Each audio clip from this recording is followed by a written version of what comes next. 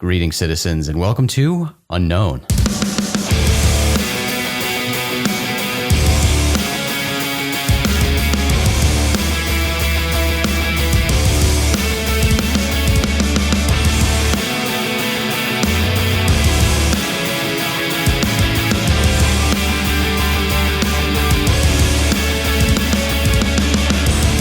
I'm Jason McClellan. I'm here with Maureen Elsberry, Ryan Sprague, and Shane Hurd. Thanks for hanging out with us.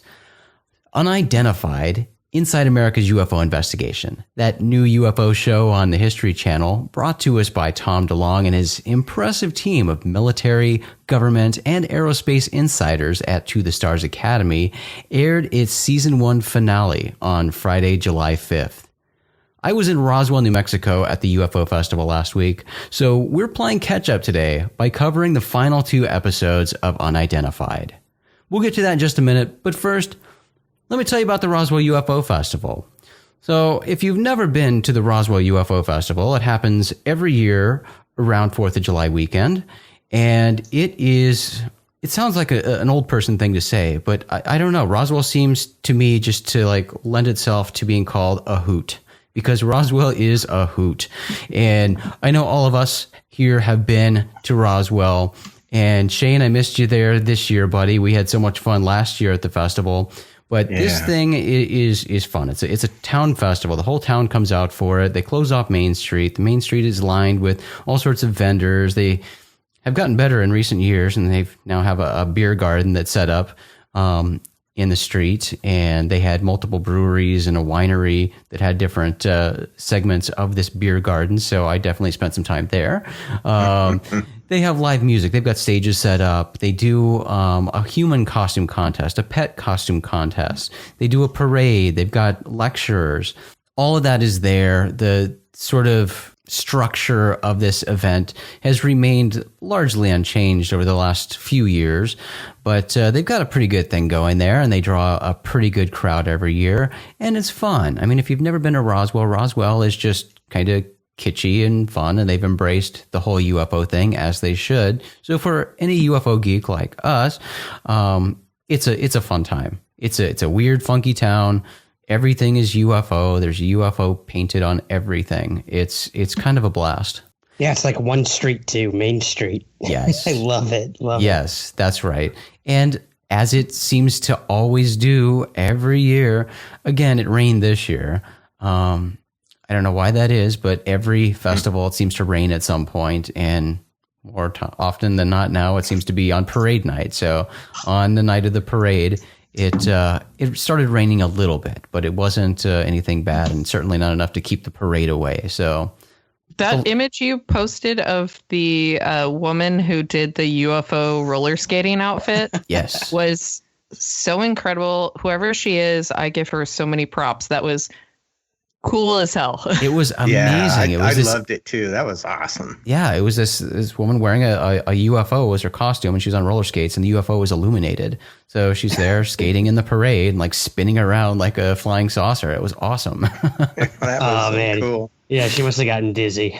But there was some incredible costumes this year. The costume contest, both the human and the pet costume contest, were pretty darn impressive. And we have some photos up at rogueplanet.tv, so check those out if you're interested.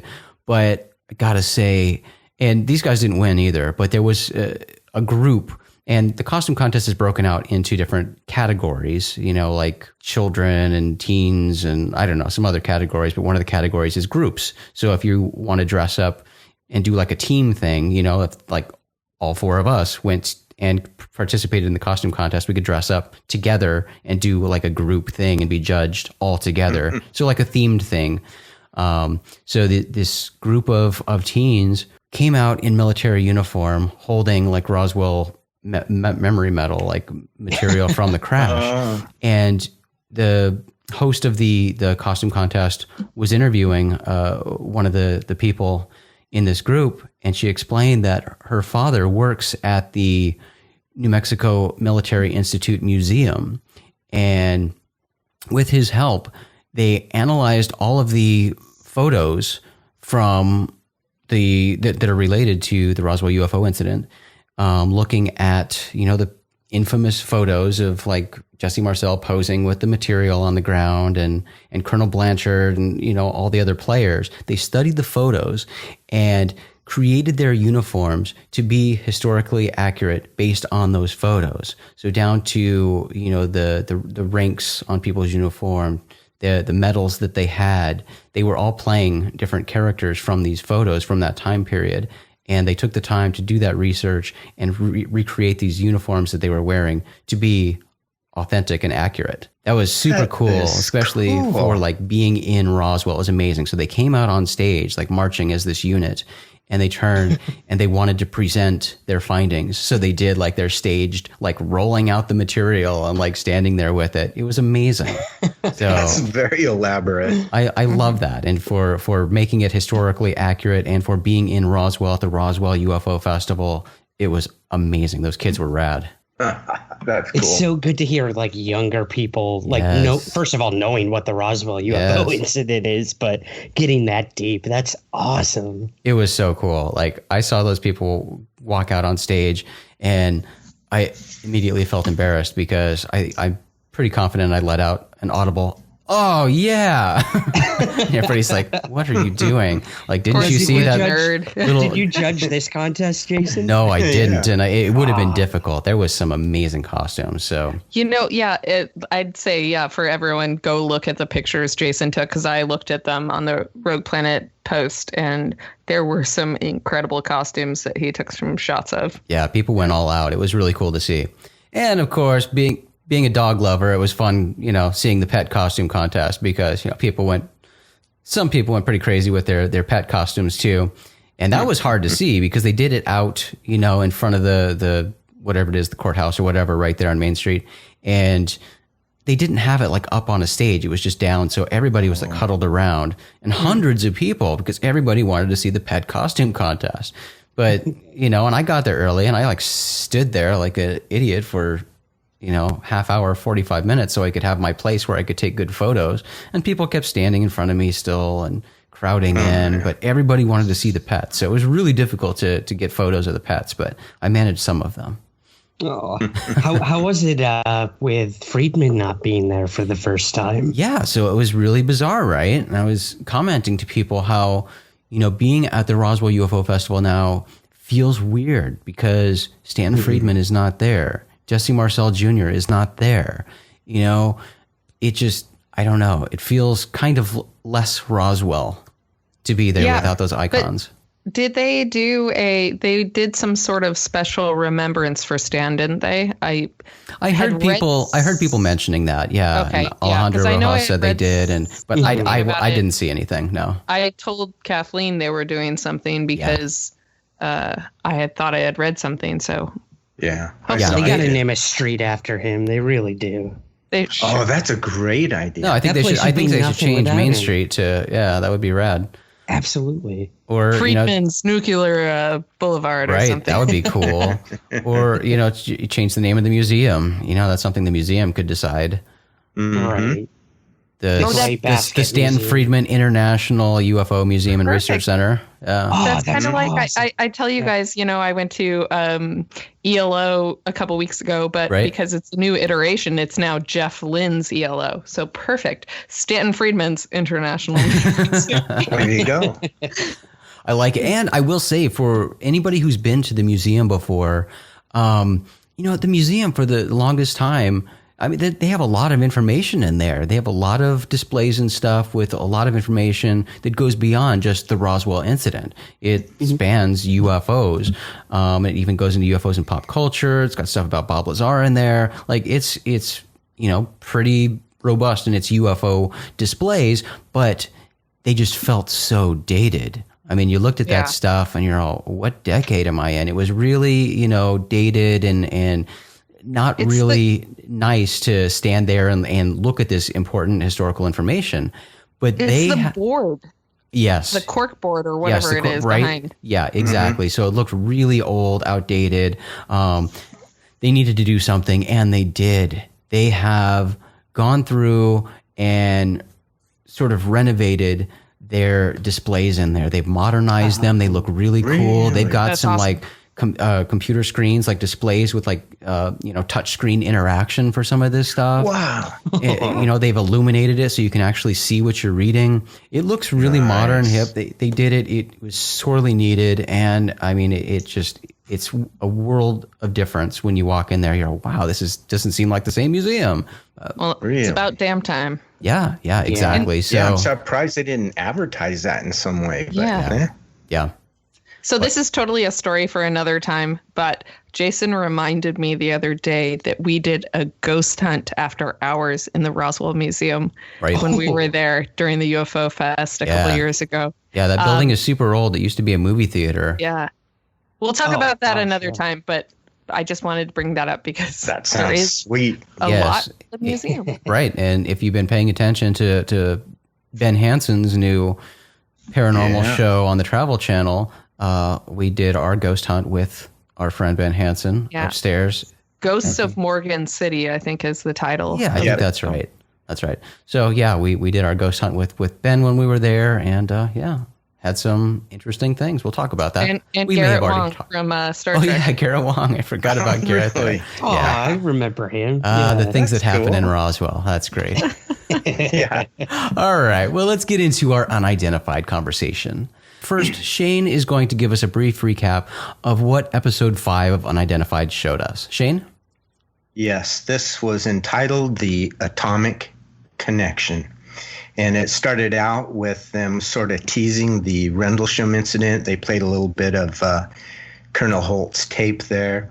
And then Lou came on and kind of made that connection between UFOs and carrier groups and nuclear weapon systems and nuclear power and all those sort of sources. And then sort of wrapped up that intro with some commentary from George Knapp, who, kind of emphasized the point that even presidents aren't completely read in on all of the information regarding UFOs and these nuclear facilities and so forth. So it kind of set the stage for the episode. So the first thing that happened, Lou interviewed a sheriff by the name of Larry Gessner from a town called McClellan, which was about 75 miles from the Minot Air Force Base in North Dakota. And he was also a member of the military at Minot when the UFO encounters happened there. He later became a sheriff, and then he even recounted a incident where he observed a UFO near his home in 2003. And then Lou was off to interview. He met up with George Knapp again in Vegas, and they kind of talked about the many FOIA requests that George had done over the years, and they looked at several documents from, really the 40s, 50s, all the way through the 80s. And then they kind of looked at the Minot case, 1968, and then the Maelstrom case, in both cases where UFOs sort of activated and deactivated nuclear weapon systems. So those are obviously, pretty serious cases. And then he moves on to interview Colonel Holt. They gave quite a bit of time to the Rendlesham case, and I thought what was interesting there, they had that kind of nice commentary from Lord Norton Hill. And then what I thought was fascinating, I'm sure we'll talk more about it, but they, publicly admitted that, there were light nuclear weapons stored there. So I'd never really heard that before. They always alluded to it, but never would say it. And then he moved on and he interviewed John Burroughs of the Rendlesham incident. And of course, we know with John Burroughs, what they focused on was how he was affected from being in close proximity to the UFO, caused him some health issues. And when he went to get those addressed at the VA, his medical files were classified and he had a real difficult time. And he ended up engaging Senator John McCain, and he helped kind of get some of that information released so that he could get his treatment. But what they ended up doing was interviewing one of his aides by the name of Carol Bennett, and she was the one that really did a lot of the legwork and paperwork and tried to get that information to John. And she said it was one of her most challenging and difficult cases to do. So that was pretty interesting, kind of a new thing. Then they did some questions and some commentary from Brian Bender, the journalist from Politico. He made some comments, and then they went to some comments from Greg Bishop, and in particular regarding Richard Doty, and that's the Paul Benowitz case in the Kirtland Air Force Base.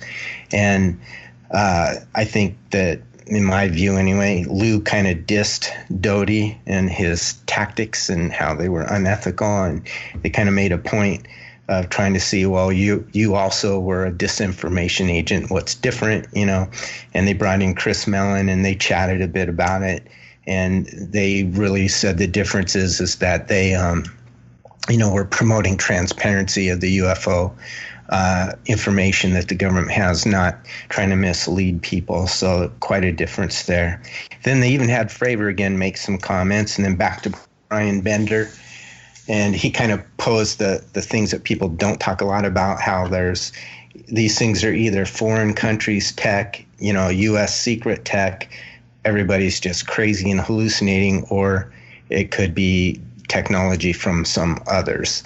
And then finally ended up with Lou and Tom, and Lou kind of revealed to Tom the political article where it highlighted that the Navy was going to change their UFO procedures and update those and make it easier for military personnel to report. And when he did, I don't know, I thought it was kind of an emotional moment between Tom and Lou. And Tom kind of went on to say this is really kind of the reveal of the century, or really important and significant. So it's kind of how it ended up.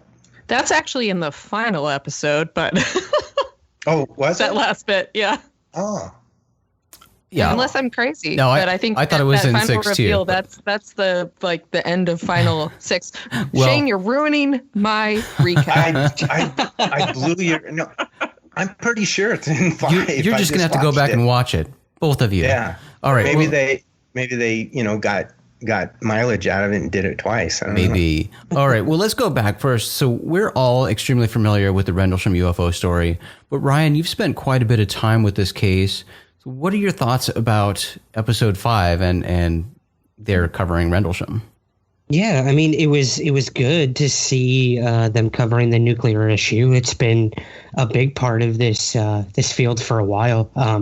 In terms of the Rendlesham case, I think they covered it very well. I'm glad they spoke to Colonel Halt, who's probably the preeminent person to talk about this. It was a pretty good, I guess I'd say, Cliff Notes version of what went on. I think they talked to 2 of the most credible people involved, the Colonel and John Burroughs. I found it really, really cool that they got Senator McCain's aide to come on. I mean, she got really emotional at one point, like almost in tears, saying, "This guy's a veteran. We need to help him. It's directly connected to this UFO event." So that was really interesting. I was a little disappointed, to be honest, that they spent so much time on the Rendlesham case, because they made it sound, and they did this a lot in this episode, like what they were bringing forward was like the very first time. And totally. We know that isn't true. I mean, the Larry Gessner case, the Rendlesham case. I had issue with that in this episode, and I'm sure we'll talk about the last episode, of cases that were, sort of swept under the rug for a while. And it kind of seems like this TV show is making it out to be some huge bombshell, when mostly all of this stuff, at least us in the UFO field, already knew. And that's kind of my overall thoughts on the entire 6-part series, or 8-part, whatever, 6-part series. But yeah, I love Rendlesham. I think they covered it really well. I just wish they had focused on some other cases. There's so many other interesting nuclear cases out there. That was, for me too, like one of the most frustrating parts. And obviously we all know and have met all these people and have spoke, Colonel Halt and John Burroughs, and spoke with them extensively at length. And it's so frustrating to hear it presented like, oh, he's made this connection between nuclear bases and weapons and the UFOs. And I get it's TV. That's what they do.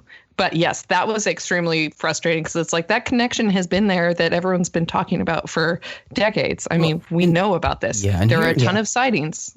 Here's another thing, too, that I guess this is more of a comment, and we'll get to these later, but of the series overall.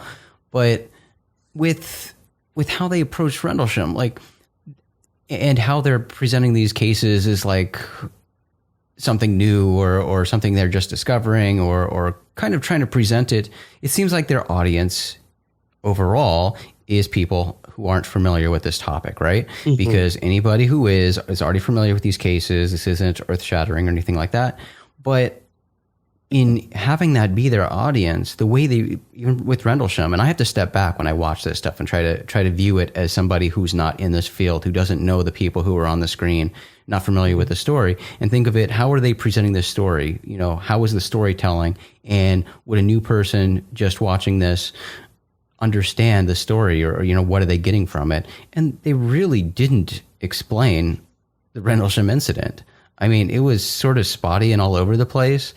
And even the McCain thing, like they mentioned John McCain, they mentioned that, you know, he helped, and then presented the aide and said the aide, you know, filed this paperwork, but they didn't really explain exactly like why John McCain got involved, what the issue was, what the outcome was. Like, it was just kind of, let's throw out John McCain's name. Yay. Yeah.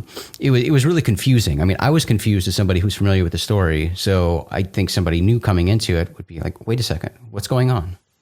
Yeah, it's like they tried to throw everything, the baby in with the bathwater with this one. Like, it covered so much, and it should have been its own series, to be completely honest. Sure.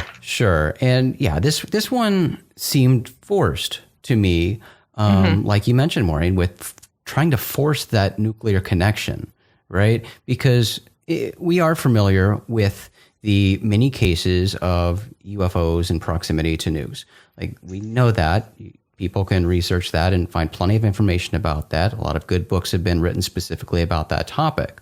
However, I don't like the message that that's really sending, that, you know, UFOs, we're just discovering this, and UFOs are only interested in our nukes. Yeah. And they're following the aircraft carriers because they're nuclear powered. And so this is a thing, like UFOs are here because of nukes. Well, what about the millions of other sightings that happen all the time, right? So that was just really, I don't know. I didn't like that. It's just a small facet of the whole picture, basically. Yeah. And yeah, I think, again, we have this problem where all of us are immersed in this field and we've done a ton of research and we know all this, but this show is for the general public to be slowly introduced in a credible way to the fact that we do have unexplained flying objects and submersible objects flying around, diving into water, that we do not know their origin. And I think for us, it's like, okay, we got to look at the story they're telling, except that they're trying to be like, oh, this is a big reveal, when for us it's old news. Yeah. And it's really, really hard to do it. But, you know, most of us have been through the TV production thing. We know how that goes, how editing goes. And that's the way you have to do it. But watching it, it was extremely frustrating. Episode 5 was real rough for me. Yeah. I would say it's probably the roughest one for me so far. But I know it's really hard for us to separate these thoughts with the episode versus the entire series. So let's move on to the finale really quickly. Episode 6. Maureen, you want to give us a quick synopsis of that episode? Yeah, quick synopsis. Can I get like a drum roll first to get going here? It's the finale. I'll do it since I ruined your thing at the end. And I'm a drummer, so ready? Perfect. I also play drums, so you should talk sometime. Or I used to, at least. All right. So Rogue Planet Band. Yeah. Let's get into the final episode of the premiere season of Unidentified. Basically, we start at this really reality TV show emotional moment where Lou's packing his stuff into his bag, his backpack we see so many times in his closet. And he's talking about how much he's given up for his family to do this. You know, I gave up everything. My wife and my daughters are on the, kind of the cautious end of this. And I believe in this. And this is what I feel I'm meant to do right now, because there's something wrong with the way things are happening in the government right now. So he's packing for a private meeting with some top senior Italian brass, which includes Lieutenant Colonel Clarbruno Verduccio, I believe is his name, and of course our buddy, Dr. Roberto Pinotti, who's amazing. Great guy. Anyways, they all get together in Italy and have a conversation about how they can share information and what's going on. And the Italian colonels basically reveal this, even though I'll go into this, it's the same thing. We've known about this event already. This event that Lou says, oh, this is strange. It's the first time I've heard about a hostile UFO event. Mm-hmm. And this is an incident that happened in 2004 in Sicily, Italy. And basically what happened was all these mysterious fires were breaking out in Sicily, and nobody knew what they were or what was causing them. There were a lot of really mysterious situations around this. And eventually they sent a helicopter out to sort of look around. It's a military helicopter, and a UFO followed it, a saucer-shaped UFO.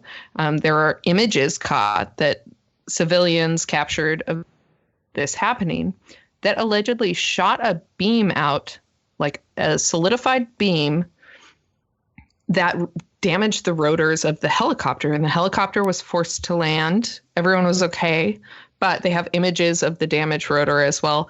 And then there was some other information about the UFO sending some sort of energy weapon beams from, like, electromagnetic beams from the ocean.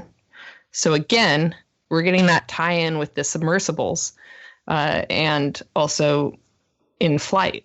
Mm-hmm. And it's weird. So this is, you get kind of little pieces of the conversation they're having, and some who is kind of confusing of what they were actually trying to put forward, especially since the lieutenant commander could not stop smiling the whole time, which was weird. Yeah. But anyways, he kind of dropped the line that they may have figured out a way to communicate with this craft to explain to them that they understood the technology they had. It was, we can get into that later, but it's interesting because then they went and asked Lou, has the U.S. government tried to communicate with whoever could be piloting these crafts?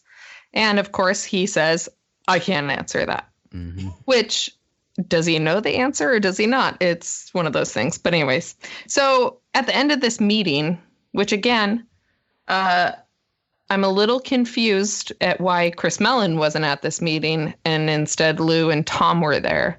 I feel like Chris Mellon would have been very well appointed to be at this meeting, but they agree to form a global partnership outside of the government official studies because things, need to be shared. And the Italians give us a nice little thumb drive that had every single report they had from 1901 on of UAPs, including photos, the briefing of the 2004 event, everything, all their information. And what did we give them?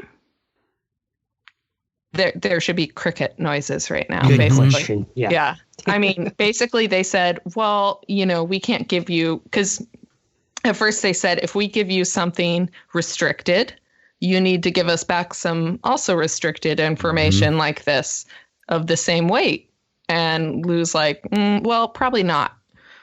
So I don't know. I'm sure a lot went on. That was clipped, obviously, to be a short meeting, right. But it was multiple hours. But it sounded like they were being very forthcoming in sharing this information. And they state how important it is for governments around the world to share information, because without sharing this information, it's useless. Yeah. And I think that's an extremely important point, and it's true.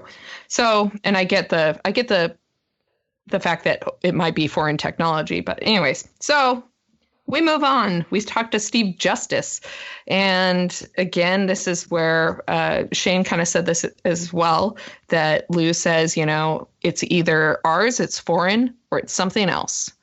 And you can see how Steve Justice kind of is processing this stuff and says, well, Lou asked him how he'd feel if it was extraterrestrial, and he said, I'm really, really hesitant to go there because it opens up such a can of worms. And he said, but we'd be naive, the same sentence we all say, we'd be naive to think we're the only ones out there.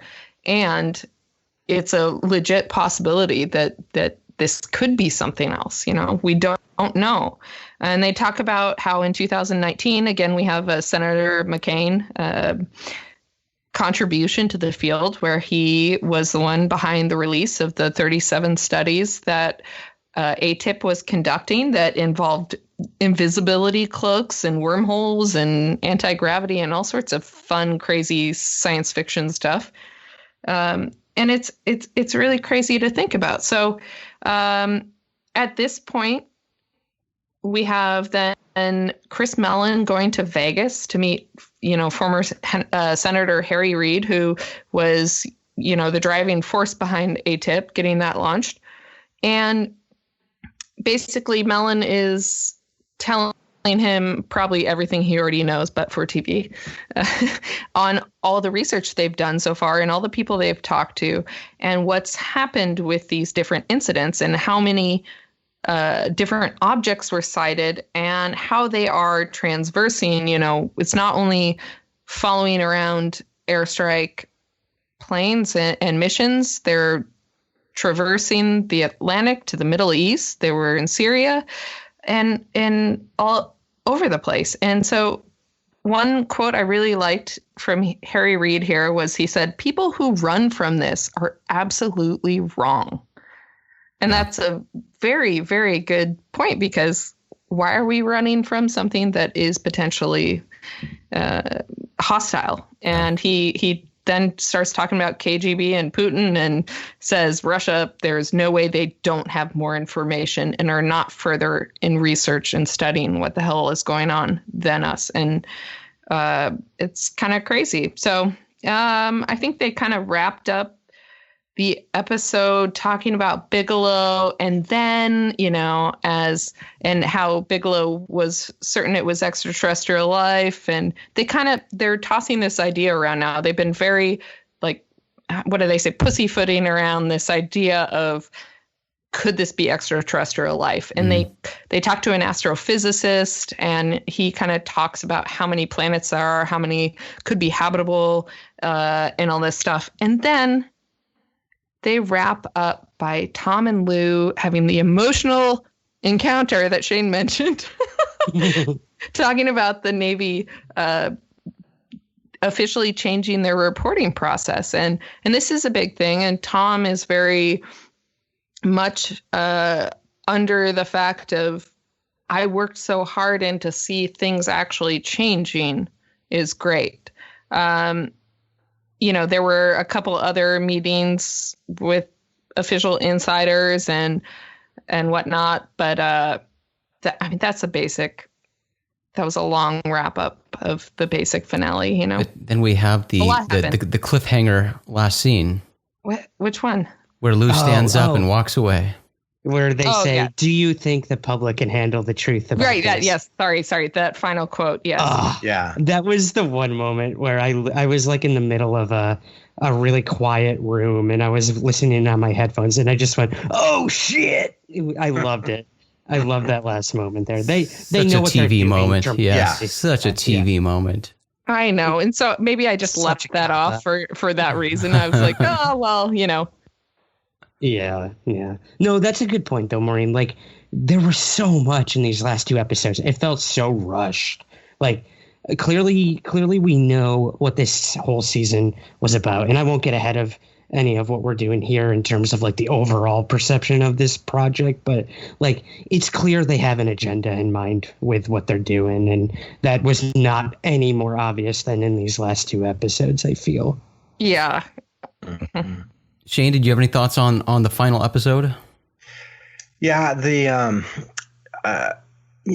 I wasn't that thrilled with the whole Italian connection and that meeting and all of that, and that case in particular. But And it was weird how that guy had that weird smile on his face creepy. The whole time. But yes. I get it's probably editing and like Maureen mentioned, there is probably hours meeting, not 5 minutes or whatever. And also, they got. You've got a camera crew there. It's fun. Like the guy's probably smiling, saying, "Yay, I'm on TV." Yeah, exactly. Yeah. I mean, maybe, yeah.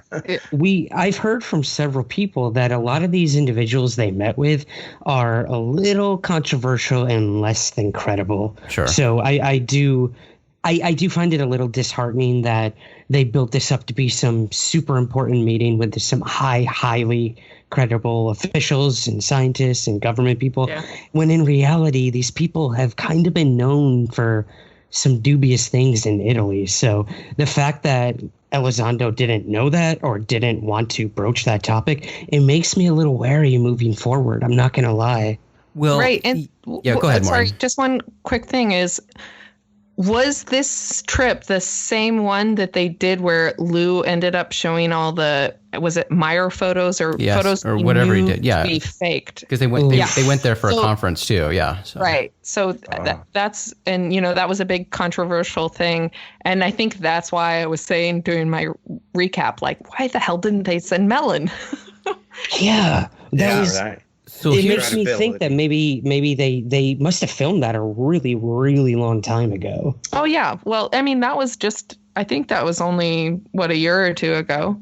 Yeah. I mean, I think maybe half a year. Time flies, but. Yeah, seen bits and pieces where they've filmed stuff that we've then been briefed about already, clearly, to where then it's making it into the TV show, but it was already public knowledge that this kind of stuff was happening. So here's, I guess, two things that I want to talk about on this episode, and then we'll move to our overall opinions of the series or thoughts on the series. But in both episode 5 and 6, there was something major that I noticed with Lou's going to visit people. And that is, he didn't bring his giant backpack. He packed it. No, he packed it. That was the opening. Right. No, he packed it. But when you see him going into people's houses to meet people, he didn't have his backpack. I noticed that too. Yes, he finally realized what a pain in the ass. Yeah, it would have been hilarious. Right. If he busted it out and just to put the thumb drive into it. That would have been hilarious. It'd be amazing. Yeah. I know where I'm putting this, in my backpack. Yeah. Is it weird that I really hope that at least they gave them something in return? No, I right? was going to comment on that. I thought that was actually bizarre. I'm glad you brought it up. It's weird that the guy said, "Hey, if we show you ours, you're going to show us or yours, right?" Yeah. I mean, that whole thing. And then Lou shut that down. Nope, sorry. And then they're driving off with 13,000 cases and the Italians' entire record of their UFO activity. I mean, again, maybe editing, but that just seemed really odd to me. I don't know. It just stuck out. It's like, who the hell would want to work with us if we're going to do that? Right. Yeah. Hey, it's like big bad U.S. That's right. Look, exactly. hey, we got our own set of rules. We're doing something different than the U.S. government, but hey, we're going to operate just like the U.S. government. Yeah, right. Yeah. Give us all the info, you get nothing. We're gonna be cool and take all your info, but we're better than you, so you can't have any of it. But here's the thing, too. Keeping TV in mind, we could probably reach out to Pinotti, and he'd probably send us that same file. It's very true. Because and I think that maybe that was the most important part of this international meeting, was stressing that international governments actually have official programs that are public, and they do share and release information when they can. And we need to be better about that. So why are we so secretive about everything when everyone else is doing something that will benefit humanity? Like they said, again, all this information is useless if we don't share it with other countries. Again, yes, I get the whole idea of that this could be a foreign technology and we need to be careful or our own and not reveal too much. But there is stuff outside of that we can share without being a threat to our national security. So if we're not sharing those types of things, then what the hell are we doing? Yeah. Yeah, maybe the show, they were just trying to reflect that the UFO phenomenon is global, and that other governments are doing something. And maybe in a way what they're saying to our own government is, hey, look, another government is perfectly willing to pony up all of its data. Maybe you should loosen your grip, USA. I don't know. So on that note, I don't know. Here's a comment I have on the series overall. And I mean, watching these episodes and, with that point of like them making it a point to say, oh, we just figured out that the UFO phenomenon is a global one. Or, oh, we just figured out that might be a nuclear connection to UFOs because there are lots of UFO cases around nukes. It reminds me of watching anyone just diving into the UFO subject for the first time.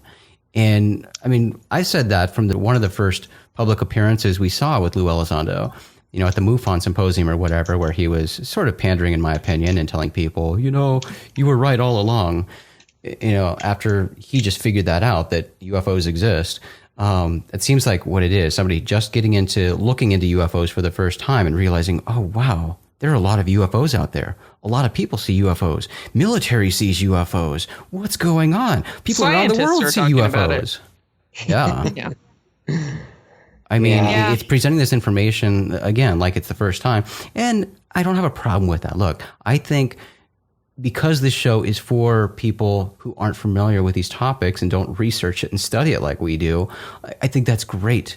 But, I think the execution might need a little work. And, I personally, I think the episodes work better as 30-minute episodes because the hour, I mean, they have about 10 to 15 minutes worth of content, in my opinion, in each episode, because like every 5 minutes, they're doing a recap of what they already showed us, or a recap of what they already showed us in the previous episodes, or they're telling us what's coming up in the next 5 minutes. Like, you hear the same thing over and over and over again. Yeah. And every episode has gone back to like episode 1 and episode 2 of Fravor and the Wingman pilot. And, just all these same clips over and over and over. And dude, you have these hour-long episodes. You've only got 6 episodes. And like the ending on these felt rushed. But they don't need to be rushed because they've got so much time they could fill with content. But it's all just like rehashing over and over the same stuff and setting up what's coming up. One thing I forgot to mention that I think was also kind of an important little comment in the last episode was when Mellon was with Harry Reid and he asked him about the extraterrestrial connection and topic and whether he feels it's similar to what Bob Bigelow thinks. And Reid said basically he thought it would affect his credibility if he says something about everything he knows. Yeah. And he basically alluded to a statement knowing something about extraterrestrial life. Right. And it sounded like he was kind of alluding to the fact that this could be very alien in nature. Right. I could be wrong, but that was the way it sounded. Yeah, no, I got that same impression from what he was saying. I think that's what he was alluding to. Me too.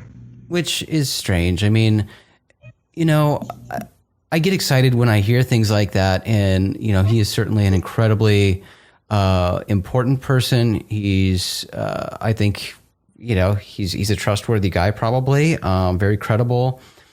But I have to remember and keep in mind that, we see a lot of these old guys and, he was looking pretty old on that episode. But, it reminds me of Paul Hellyer. It really does when this kind of stuff happens. And these, important people who had high-ranking government positions start saying this stuff in public, making some pretty incredible claims. And the source of those claims are what people have told them, not anything that they, found out personally in their official capacity or anything. But as they got older, they started, as old people do, start listening to stories, and they have no reason to not believe the stories being told to them. So like Paul Hellyer reading a lot of books and talking to friends and stuff, like got these ideas that there are all sorts of aliens here. So I wonder if that's partially true with Senator Reid, and he's even said like he hasn't personally gone through, you know, the reports from stuff that ATIP did. You know, he's had like staffers do it or something, but like he's relying on third-hand testimony and stories and stuff to form his opinions. That's just my opinion. You know, what do I know? He could know that, you know, if he hangs out with Bob Bigelow, which he probably does because they're buddies and they're both in Vegas, like maybe they hang out and have parties with aliens. So yeah. But I mean, we also know that I think the cliffhanger too was basically the fact that the government still is running a project just because ATIP is no longer officially quote unquote running. There was never a paper saying it ended, and that they basically Lou was saying there for sure is still a multi-agency program going on now involving the study. So, and here's the interesting thing with that too, that, you know, I'm keeping an eye on is, you know, we know Lou left his position and, you know, he says that there's, you know, some bad feelings still there because of his leaving his position and sort of exposing what ATIP was. But To the Stars Academy is still like actively working and trying to enhance their partnerships with the government. Right. And, you know, despite Lou saying these bad things about ATIP and leaving ATIP because he was frustrated with it, they're trying to work with them. And he's also saying that, you know, it's not just operated by one group now, it's spread out to, you know, be more effective. So it sounds like that's a positive. It sounds like they're able to do better work and get more answers, but still they're apparently not good. So yeah. Well, let's not forget the fact that you know, the gentleman that came up and spoke to you guys after one of your panels at Alien Con was very, you know, they have to be approved. These statements they're making have to be approved by Department of Defense. So, I mean, this is all going into the conspiracy that all the people launched about whether or not this is slow disclosure or whether this is kind of tricking us into a Doty like Paul Benowitz situation or what have you. Or some people think it's advertisement for the Space Force or what have you. Very, you know, I don't know. I'm not reading too much into it, but yeah, I think the thing I sort of took away from the last two episodes, and I guess the whole thing is that I always come back to something Jason said when the show, I think, was on its first episode, and it just keeps driving home for me the fact that this is one narrative and one angle to all of this, and it's Tom DeLonge's narrative and To the Stars and the people he's working with. And I think it's important to remember that no matter what To the Stars says, no matter what they came to in terms of conclusions, which I don't think was anything, that people all around the world are having UFO sightings and reporting them and weird experiences, and that we should focus on that. To the Stars is going to be doing this. We know it's about the military. We know it's about a threat. We know it's about building technology. We didn't even see anything from the Atom Project, which really disappointed me. I know that's probably going to be the most, like, the longest journey when it comes to the Stars is analyzing metamaterials and everything, but I was really overall disappointed with the series, but it was so well done and so slick and so like it was cool. It was cool to watch the show play out, and they had their own story, but at the end of the day it taught me almost nothing, except that Tom DeLonge makes some pretty cool background music too. Right. You know, I'm just curious what you guys think about this, you know, and we touched on it a little bit. Obviously, Lou and Chris and Steve and you know, the big names in TTSA are not, you know, ufologists. They're not historically knowledgeable about ufology. I would say Tom would be it. Right. But I don't know if they have other people advising or not. So, like, kind of taking a swing and a miss on explaining Rendlesham, for example, or some of these other cases or missing cases that might have made the point better. I I wonder, is it because maybe they lack that perspective? And I know you guys have said the show is really, geared toward the person who's not knowledgeable about UFOs. But, obviously the UFO community is watching and is supportive, and at the same time they're critical and all those things. But I'm just curious if they really have the level of knowledge of ufology in general and of specific cases to really be able to, present it in the most accurate way.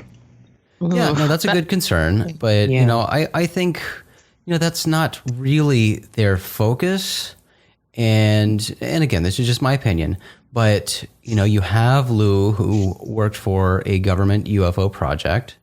And you have Tom, who is extremely well read on this subject, knows a whole lot about this subject, but also has his established beliefs and he has been very vocal in the past about the narrative and motives and everything that's going on. He feels that, he's got some of those answers, and he feels that he's had some of these beliefs of his confirmed by higher ups. So I think for their party of people, they've established this group, and that's the knowledge and that's the narrative they're going with. Sometimes they're using a lot of resources they have too. I mean, we know they're working with, or have worked with at some point, a whole lot of people in the UFO field. Mm-hmm. I was just going to say, sometimes it's better not to have a panel of a whole bunch of people really well versed in the UFO field, especially when it comes down to testing trace evidence. That's extremely important because I always see every single time it's like, oh, we have this awesome piece of metal, and this has happened to projects I've been involved in, and we found this awesome lab to do it. These people are very credible. And then you find out it's like, well, all these lab workers are members of MUFON. Like, yeah, what? No, we need I can attest to that, stuff. Maureen. Yeah. And again, this is the thing about TV too, is I guarantee you all the story producers spent quite a bit of time researching each case. Doesn't mean they know everything. They'll miss stuff, but they are the ones that are sort of relaying the story. And so yet nobody could get the Carl Sagan quote right. Yeah. Oh my God. Okay. I texted. I should tell the viewers this, or listeners this, because it drove me crazy. Because as much as I love Chris Mellon, round 2, I mentioned this the first time he said it, I think in episode 1, he brings up the Carl Sagan quote and he misquotes it again. And I texted these guys and I was like, you guys. Yep. What is going on? Like, how come we cannot get this quote right? So what do we think, guys? Overall, Maureen, what do you think of the series?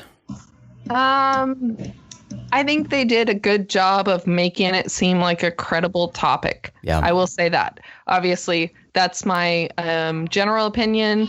My overall personal opinion as a UFO researcher, obviously, like I said, there were times where I was extremely frustrated and annoyed, and I had a lot of other feelings. But overall, I will say they brought it to a more credible level for the general public, and for that reason, hats off to them. Yeah, absolutely. What about you, Shane?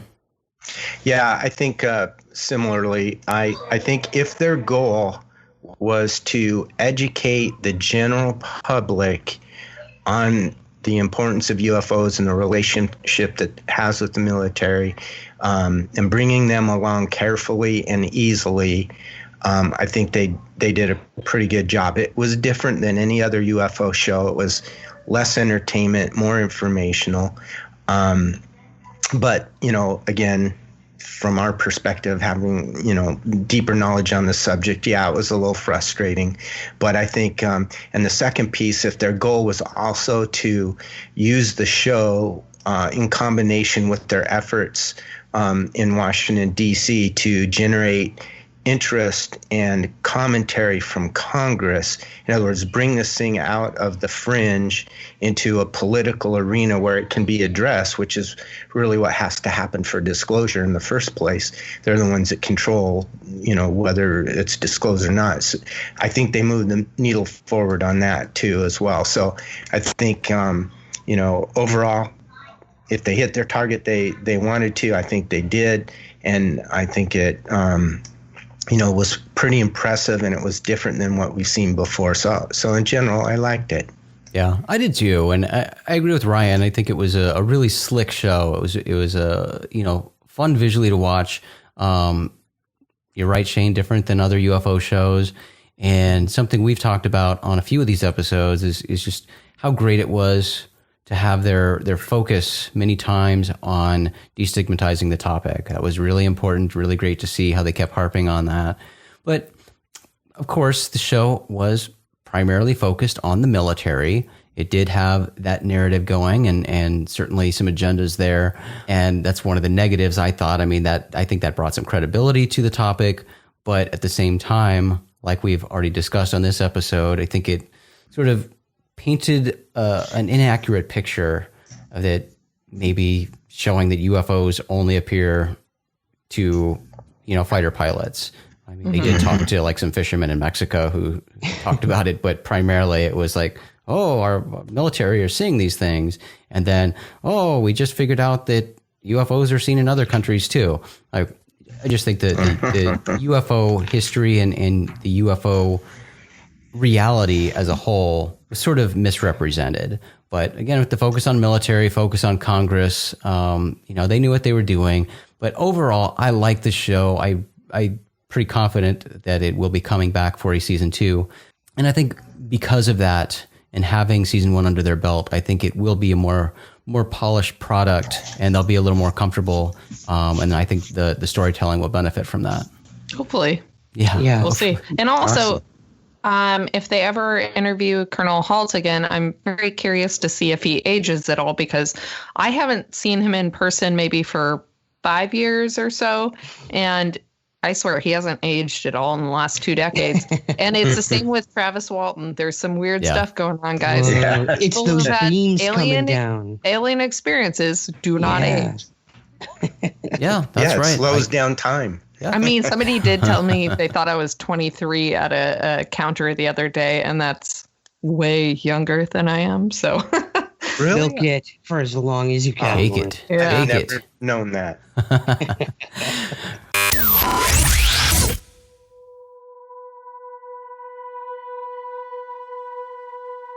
Well, citizens, as we wrap up this episode, I invite you to come join us in the Rogue Planet Facebook group at facebook.com/groups/Rogue Planet. We'd love to hear your thoughts on the final 2 episodes of Unidentified or anything else UFO related that's on your mind. You can find more episodes of Unknown on Apple Podcasts, Stitcher, Google Play, iHeartRadio, and YouTube. Subscribe on your favorite podcast provider so you're notified when we publish new episodes. And if you haven't done it already, please do us a big favor and take a minute to rate and review Unknown on your favorite podcast platform. You can always find this show at rogueplanet.tv because Unknown is a Rogue Planet production. Rogueplanet.tv is your home for all the strange. Big thanks to our talented friend and fellow Rogue Planeteer Caleb Hanks for the show's intro and outro music. Check out all his work at theclerkchronicles.com. Thanks again for hanging out with us today. I'm Jason McClellan. I'm Maureen Elsberry. I'm Ryan Sprague. And I'm Shane Hurd. Do us a favor, friends. Always treat the UFO subject with the cautious and responsible skepticism it deserves. Question everything. Have the courage to form your own opinions. Keep truth as the focus of your quest, even if the truth conflicts with your opinions. And, of course, stay strange.